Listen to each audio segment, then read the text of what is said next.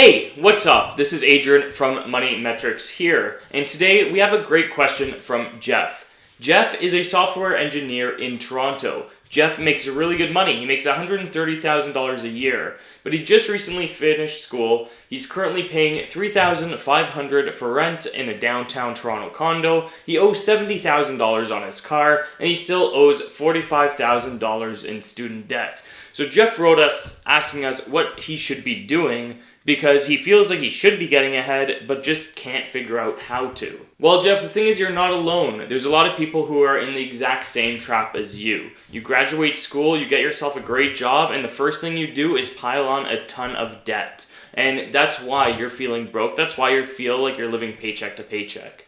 And you're not going to like my answer, because my answer is going to be you have to move and you have to get rid of the car.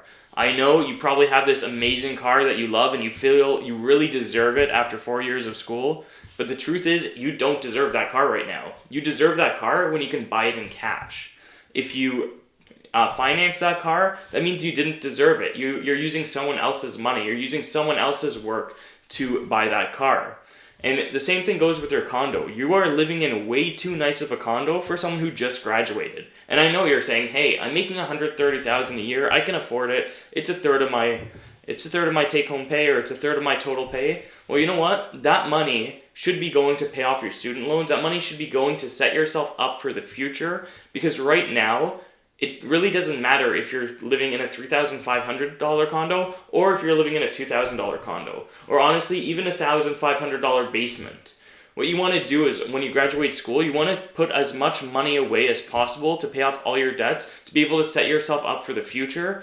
But instead, what you're doing right now is you're just spending your money as soon as you get it, and you're living above your means. Now, Geoff, the good thing is that you were smart enough to get into a field that is in high demand. And if you're making $130,000 now, chances are you're going to be making a lot more as you progress in your field.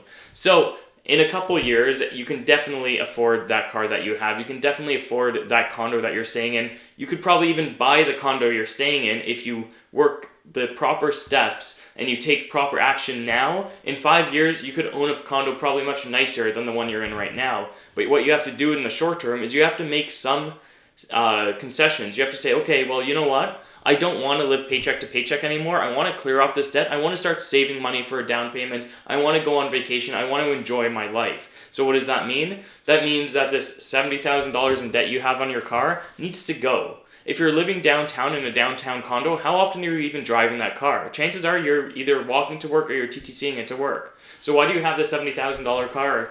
Who knows how much you paid for this car? Why do you have that? Get rid of that car, start commuting to work.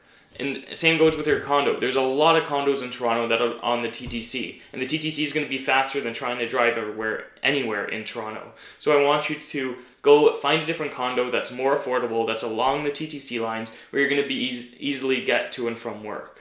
So I'm going to go on the crazy side here and say you're not going to go and take a basement apartment or take a lesser condo, but you will agree to move into something that's still very nice, okay? So let's say you just decrease your rent from $3,500 to $2,500. You're going to be able to find a beautiful condo in Toronto for $2,500 a month. That's saving $1,000 a month right there.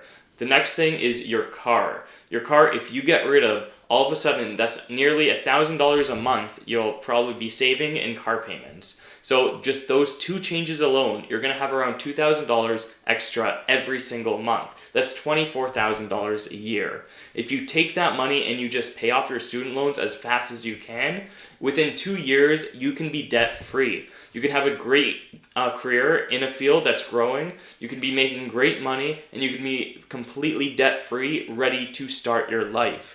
Give it another 2 or 3 years and you can have a down payment put together to buy that condo that you love, and then you can keep growing from there. One of the things that Geoff asked in his email was, should he be investing? Should he be saving? Well, the truth of the matter is, right now, no.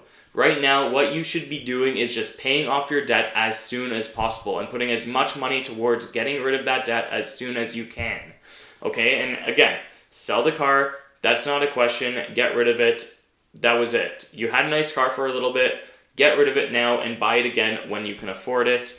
Reduce your apartment, reduce your rent, by at least $1,000 a month.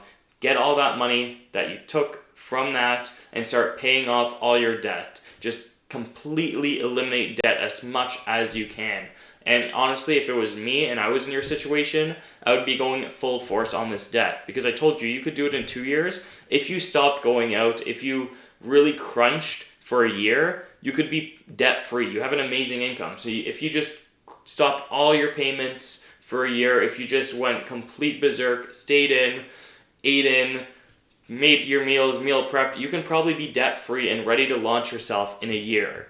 All right, will you do that? Probably not, just based on what you have right now. It might be too much of a shock for you, but what you really need to do is just push yourself as much as possible, get that debt paid off, and once you are debt free, that's when you can start investing, and that's when you can start growing your investments, and that's when you can start actually planning for the future. Because right now, if you're living like this, if you're living paycheck to paycheck, that's what your future is going to look like. You'll never actually be able to grow because all your money is going to servicing your debt. Well, Geoff, I hope that I answered your question, and I hope you don't feel like I'm being hard on you. The truth is that there's a lot of people in the exact same situation that you're in. You go out, you find a great job, and then you fall into the debt trap. And that debt trap is what really hurts people and stops them from moving ahead. And I want you to be successful. I want you to move ahead, and I want you to grow, which means that the first step is going to be getting rid of this debt, telling yourself and admitting to yourself that you made a mistake. What you did was dumb. Pay that dumb tax, move forward, and get on with your life and start to actually grow and start to actually see yourself and think about where you want to be in the future.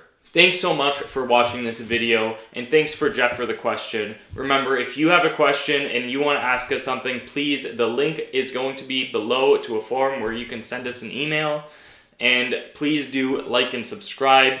It helps other people see this content. And on Money Metrics, our entire goal is to make people financially aware. We want you to be successful. So please do comment below. Let us know what your thoughts are. Hit subscribe, hit like or dislike, whatever. It doesn't matter. Just do something. Thanks.